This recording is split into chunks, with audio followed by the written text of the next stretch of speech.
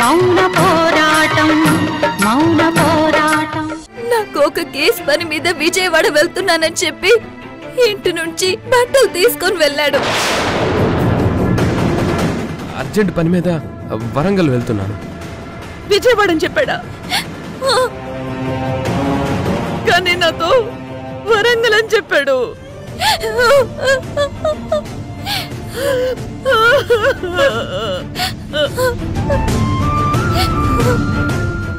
అంటే ద్వారక? అవునత్తయ్య, మనల్ని నిజంగానే మోసం చేశాడు.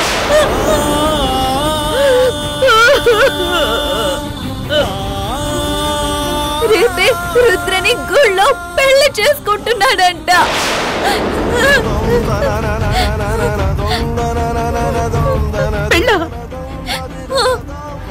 పెళ్లి చేసుకుంటున్నాడా?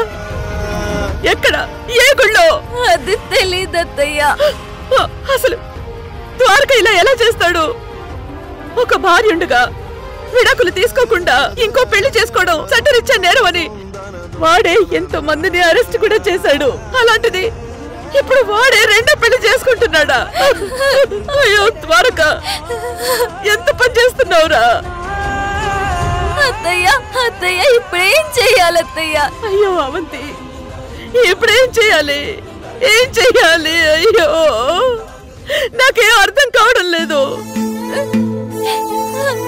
నా ఆలోచనలన్నీ గడ్డగట్టుకుపోయినట్టు అయిపోయింది. నాకేం అర్థం కావట్లేదు అవంతి.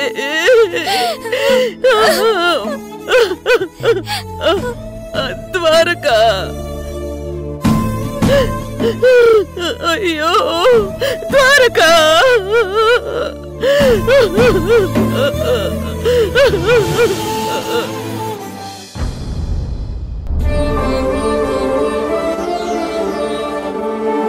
రాముడు, ఈ టాబ్లెట్స్ నువ్వే తీసుకుని నువ్వే వేసుకోవాలి.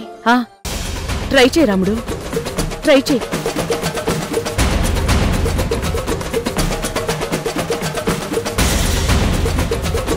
అలాగే, ఇంకా ట్రై చేయి.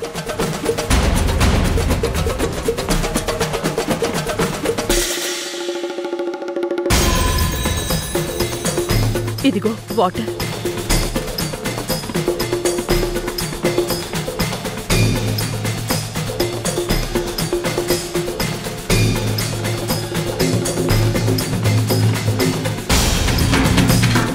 వేసుకో. వాటర్ తాగు, వాటర్ తాగు. ఇప్పుడు తాగే, ఇప్పుడు తాగే. తాగు. Yes, very good.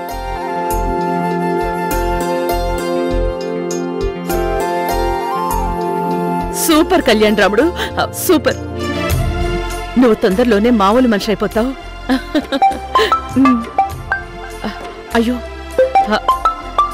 రాముడు, ఎవరో ఎవరికో కాల్ చేస్తున్నారు. చెప్పు మహేంద్ర. అదే పంతులు గారి దగ్గరకు వచ్చాను, ముహూర్తం పెట్టించాను. ఓకే, ఎప్పుడు పెట్టారు ముహూర్తం? ముహూర్తం అని ఎప్పుడు అంటే కుదరదని చెప్పు డాడ్. రేపే పెట్టమని చెప్పావా లేదా? రేపే పెట్టించానమ్మా. రేపు మార్నింగ్ 9:35కి మంచి ముహూర్తం ఉంది. Okay, very good. మరి వెన్యూ ఫిక్స్ చేసావా? వెన్యూ లాంటి పెద్ద మాటలు వినే అదృష్టం ప్రస్తుతానికి మనకు లేదు విశాలాక్షి. అయినా వెన్యూ ఫిక్స్ చేయడానికి ఈ రుద్ర చేసుకునే పెళ్లి ప్రేమ పెళ్లి కాదు కదా, ప్రాబ్లమ్స్ అన్ని తీర్చే పెళ్లి. ఎస్, అందుకే గుడిలోనే పెళ్లి ఫిక్స్ చేశాను. పంతులు గారిని కూడా మాట్లాడేశాను. పంతులు గారే ఆ గుళ్ళో ఉండే మంగళవాద్యాల వాళ్ళకి కూడా చెప్తానన్నాడు. పెళ్లి సామాగ్రి ఏర్పాటు చేస్తానన్నారు. మనం ఓన్లీ పెళ్లి బట్టలు కట్టుకుని తాళిబొట్టు తెచ్చుకుంటే చాలు. Okay dad. బట్ గుడి మనం రెగ్యులర్ గా వెళ్లేది కాదు కదా? కాదు, ఇది వేరే గుడి, మన ఇంటికి చాలా దూరంగా ఉన్న గుడి. ఓకే డాడ్, మీరు ఇంటికి వచ్చేసేయండి, వచ్చాక మాట్లాడుకుందాం. Okay baby. ఈ విషయాలవి దుర్గా అలియాస్ జానకి తెలియకూడదు. తెలిస్తే మొత్తం నాశనం చేస్తుంది. ఓకే డాడ్, ఆమెకి తెలీదు. Bye dad. బాయ్.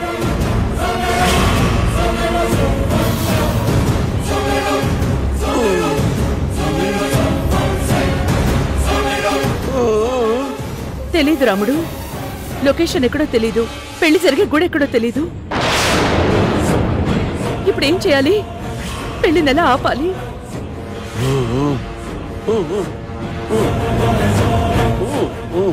అసలు ద్వారకిలా చేయడం నేను తట్టుకోలేకపోతున్నాను. నా కడుపును పుట్టినవాడు ఇలా ఒక ఆడపిల్ల జీవితానికి అన్యాయం చేశాడంటే నేను నమ్మలేకపోతున్నాను. అసలు అబద్ధం చెప్పడం ఇప్పటి వరకు తెలియని మనిషివాడు. అలాంటిది నాకే అబద్ధం చెప్పి మోసం చేశాడంటే, రుద్రతో అలా చేశాడంటే, అవంతి దగ్గర అంత నిజం దాచాడంటే నా మనసుకి చాలా కష్టంగా ఉంది. ద్వారక వల్ల రుద్ర నెల తప్పింది. ద్వారక ఇలాంటి పని చేస్తాడని నేను అస్సలు అనుకోలేదు.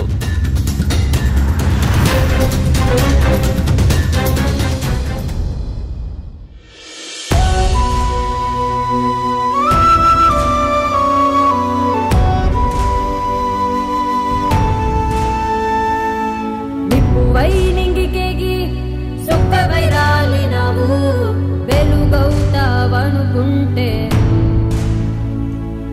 తంగెడు పువ్వై కొడుక నేలపై వాలినవు కనుపాపై మా వెంటే ఏ కుల రక్కసి కసి కాటుకు బలి అయినావో ఏ భగవానిపై వేటుకు పులిపోయినావో ఏ దీనురాలి కన్న కడుపు నిన్ను కన్నదో ఏ ఎదలోని గాయం విలపిస్తున్నదో నిప్పువై నింగికేగి సొక్కవై రాలినవు వెలుగవుతావనుకుంటే తంగెడు పువ్వై కొడుక నేలపై వాలినవు. సార్, మీకు పులిహోర ఇష్టమని రుద్ర చెప్పింది, తినండి సార్.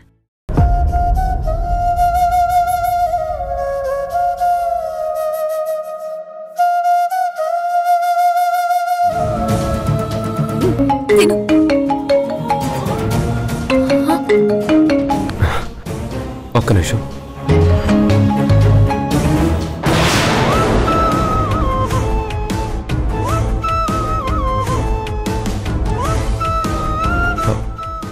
అవంతి, ఒక్క నిమిషం, అర్జెంట్ కాల్.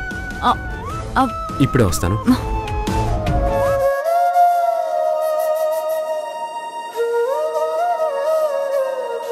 నాకొద్దు. మీరు మధ్యాహ్నం కూడా ఏమీ తినలేదు, ఇప్పుడు కూడా తిననంటారేంటి? మగాడికైనా ఆడదానికైనా పెళ్ళి అనేది ఓ అద్భుతమైన ఫీలింగ్.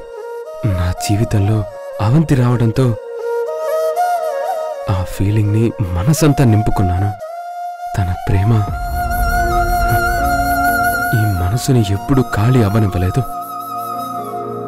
కానీ ఇప్పుడు నీ ఫ్రెండ్ నిండిపోయిన ఈ మనసులోకి ఇంకా ఏదో తెచ్చి పెడతానంటోంది. పాలతో నిండిన పాత్రలో పాదరసం పోస్తే అది దాంట్లో ఇముడుతుందా, ఒలికిపోతుందా? ఇప్పుడిక్కడ జరుగుతుంది అదే. ఖాళీ లేని గదిలోకి ఇరుక్కుంటానంటోంది. నన్ను బలవంతంగా ఒప్పించగలిగింది, కానీ నా ప్రేమ దొరుకుతుందా తనకి? అయ్యో, మీరేంటి సార్ ఇంత తేడాగా ఉన్నారు? చక్కగా ఎంతమంది అమ్మాయిలు దొరికితే అంతమందిని పెళ్లిళ్లు చేసుకునే వంకతో చీటింగ్ చేసి వెళ్ళిపోతున్న వాళ్ళు ఎంతో మంది ఉన్నారు. అమ్మాయిల స్కేర్సిటీ వల్ల ఎంతో మంది అబ్బాయిలు పెళ్లిళ్లు కాకుండా ఉండిపోతున్నారు. కాని మీకు చక్కగా కోరి మీరు కావాలని మీ వెంటపడి నేను రెండో పెళ్ళాన్ని అవుతాను అంటోంది రుద్ర. ఎంజాయ్ చేయడం మానేసి ఏడుస్తూ కూర్చుంటారేంటి? మనసుకు నచ్చిన పని చేయడం, మంచితనంతో ఉండడం, అలాంటి వాటిని పిచ్చితనం అనుకుంటున్నారు మీరు. నాకు రుద్ర మీద ప్రేమ లేదు, రాదు. ప్రేమ లేకుండా ఓ మనిషితో సరదాగా జీవితం ఎలా గడపాలో నాకు తెలియటం లేదు, అర్థం కావట్లేదు. ఏంది సార్ ఇదంతా? రుద్రతో కమిట్ అయినప్పుడు ఏమైంది సార్? ఆ రోజు నాకెందుకంత మత్తొచ్చిందో, నేను తిన్న దాంట్లో ఎక్కడ ఏం కలిసిందో నాకైతే తెలీదు. కానీ ఆ మత్తులో నాకు రుద్రలో అవంతి కనిపించేసరికి నేను తనని ఏదో చేయబోయాను. కానీ నీ ఫ్రెండ్ కాన్షియస్లోనే ఉంది కదా. నేను పెళ్ళైన వాణ్ణి తనని ప్రేమించట్లేదని తెలుసు కదా. మరి ఎందుకు నన్ను ఆపే ప్రయత్నం చేయలేదు? తనెందుకు నాతో పాటు ఆ హోటల్లో ఉండిపోయింది? నన్ను తోసేసి వెళ్ళిపోతే నేను మాత్రం ఏమైనా చేయగలిగేవాణ్ణా? తను ఎందుకు ఆ పని చేయలేదు? నీ ఫ్రెండ్కి ఏం మత్తు వచ్చింది? ప్రేమ మత్తు సార్. అవును సార్, ప్రపంచంలో అన్నిటికంటే ఎక్కువ మత్తు కలిగించే మందు ప్రేమ. ఇదివరకైనా, ఇప్పుడైనా, ఎప్పుడైనా పవర్ఫుల్ మత్తు అదొక్కటే. అది ఒక్కసారి తలకెక్కితే ఇక ఆ మనిషి ఎవరి మాట వినదు. రుద్రకి లోపల మీ మీదున్న ప్రేమతోనే తను మిమ్మల్ని ఆపలేకపోయింది. అది తన తప్పు.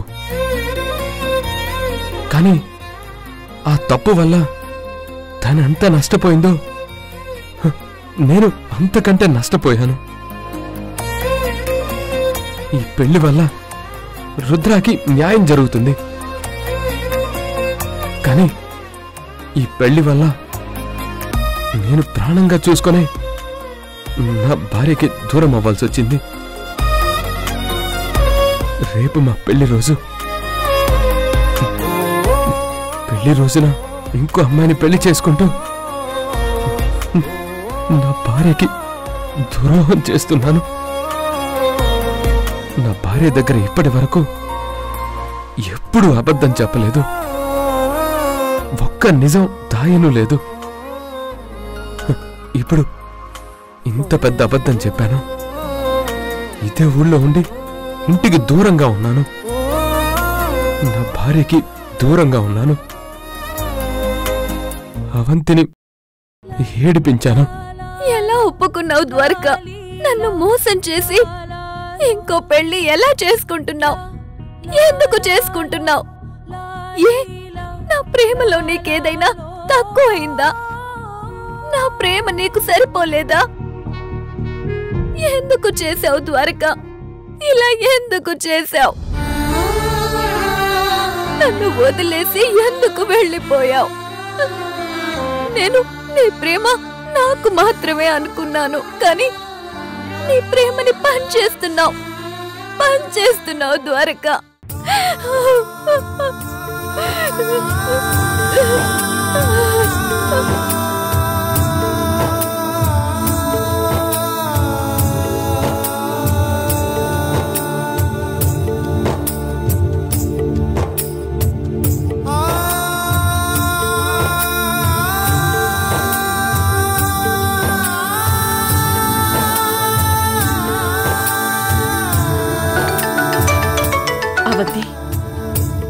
అవంతి, అత్తయ్య అయిపోయింది అత్తయ్య. రేపు తెల్లారితే నా కాపురం తెల్లారిపోతుంది. ఇంకో 4 గంటల తర్వాత ద్వారక నా భర్తని ధీమాగా చెప్పుకోలేను. అవంతి వద్దమ్మా, అలా ఏడోకమ్మా. ఇంకా నా జీవితాంతం నేను చేయగలిగే పని ఇదొక్కటే కదత్తయ్య. వద్దవంతి, అలా మాట్లాడుకో. నేనెలాగైనా పెళ్ళి ఆపుతాను. ఎలా ఆపుతాం? పెళ్ళి ఎక్కడ జరుగుతుందో మనకి తెలియదు కదా. అవంతి, రుద్రకి నక్షత్రకి మంచి ఫ్రెండ్షిప్ ఉంది. నక్షత్రకి పెళ్లి గురించి రుద్ర చెప్పిందన్నావు కదా. అంటే ఖచ్చితంగా రుద్ర నక్షత్రని పెళ్లికి పిలిచుంటుంది. కాబట్టి నువ్వు రేపు మార్నింగ్ నుంచి నక్షత్రని అబ్జర్వ్ చేస్తూ ఉండు. ఎక్కడికైనా బయలుదేరితే నువ్వు తనకి తెలియకుండా తనని ఫాలో చేయి. అప్పుడు మనకి గుడి తెలిసిపోయే అవకాశం ఉంటుంది. నేను కూడా మహేంద్ర వాళ్ళని ఫాలో చేస్తాను. మనలో ఎవరికి అడ్రస్ తెలిసినా ఆ పెళ్లి ఆపేయచ్చు. సరేనా? సరే అత్తయ్య. సరే, నువ్వు కాసేపు రెస్ట్ తీసుకో. లేదత్తయ్య, నాకు నిద్ర రాదు. రేపటి తర్వాత నా జీవితం మారిపోతుంది. నేను నిద్రపోలేను.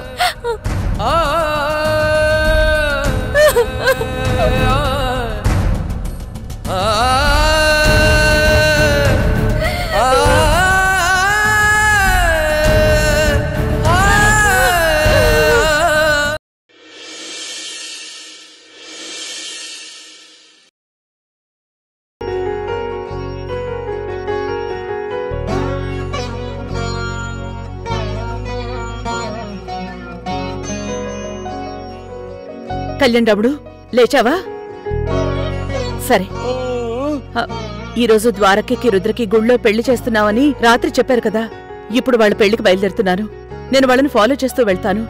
ఆ పెళ్లి జరిగే చోటుకి వెళ్లి ద్వారకకి నచ్చజెప్పి ఎలాగైనా ఈ పెళ్లి ఆపుతాను. నీకేం కావాలో చూసుకోమని సత్తికి చెప్తాను. సరే, వెళ్ళొస్తాను.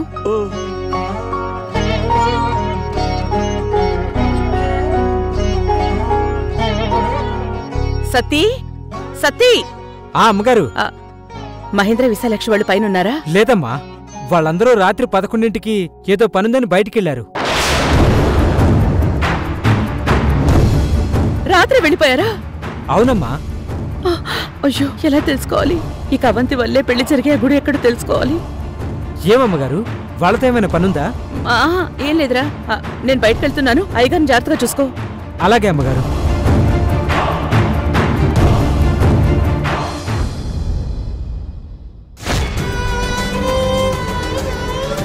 స్వామి, ఇక నువ్వే దిక్కు. ఈ పెళ్లిని ఎలాగైనా ఆపాలి స్వామి. నా ద్వారకని నాకు దూరం చేయొద్దు. తను నా సొంతం.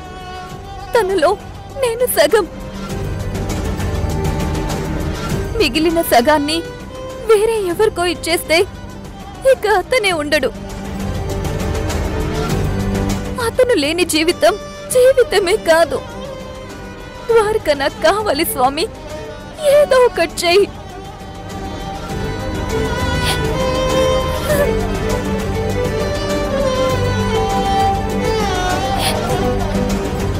నక్షత్ర,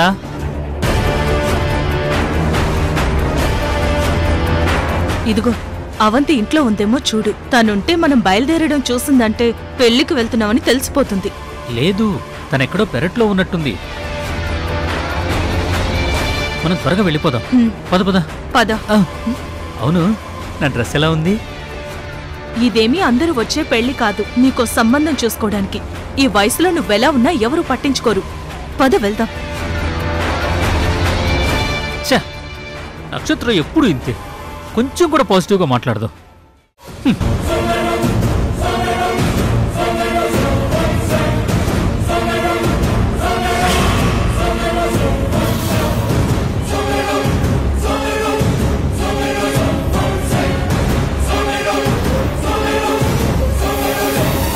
వీళ్ళిద్దరూ పెళ్లికే వెళ్తున్నారు. నేను వీళ్ళని ఫాలో అయ్యి పెళ్లి జరిగే చోటుని కనిపెట్టాలి.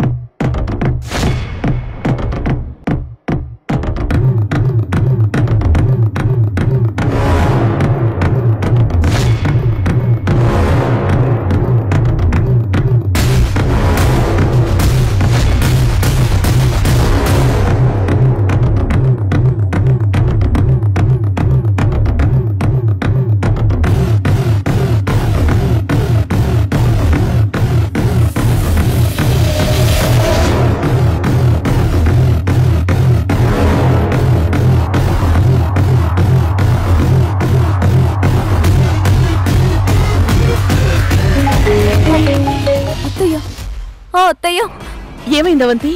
నక్షత్ర రఘురాములు కారులో వెళ్తున్నారు. నేను ఆటోలో ఫాలో అవుతున్నాను. ఓకే ఓకే, వాళ్ళు గుడికి రీచ్ అయ్యాక నాకు ఫోన్ చేయి.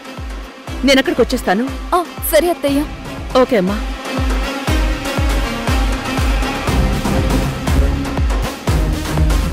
అమ్మయ్యా, నాకైతే ఇప్పుడు గాల్లో ఎగురుతున్నట్టు హ్యాపీగా ఉంది. ఉంటుంది ఉంటుంది. ఆకాశంలో ఉన్న కోరిక నేల మీదకొచ్చి చేతికి అందుతుంటే మనకు ఆకాశంలో తేలుతున్నట్టే ఉంటుంది. ఈ పెళ్ళయ్యాక వెంటనే రుద్ర ఖచ్చితంగా ద్వారకని తీసుకొని తిన్నగా ఇంటికి వస్తుంది. రాగానే అప్పుడు నేను అవంతినే చూస్తాను. మొగుడు తనకో సవతిని తీసుకొచ్చి గుమ్మ ముందు నిలబెడితే అప్పుడు నా మొగుడు ఇంకో ఆడదాన్ని మొహం చూడడు అన్న అవంతి తానే తన చేత్తో మొగుడికి సవతికి హారు తెచ్చి పేర్లు చెప్పించి లోపలికి తీసుకెళ్తుంది. తానే దగ్గరుండి వాళ్ళిద్దరిని గదిలోకి పంపిస్తుంది. అప్పుడు అవంతి మొహం బాధతో కాలిపోతుంటే నేను చూసి సంతోషంతో పొంగిపోతాను. దుర్గ కూడా అప్పుడింటికి వచ్చి తీరుతుంది. వచ్చిన దుర్గ మొహం ఎలా మారిపోతుందో చూడాలి మావయ్య. దుర్గ ఇంటికి రాగానే నేను మహేంద్రకు ఫోన్ చేసి చెప్తాను. వాళ్ళొచ్చి దుర్గను పోలీసులకు పట్టించి ఆహాహాహా అంతా భలే కలర్ఫుల్గా కనిపిస్తుంది.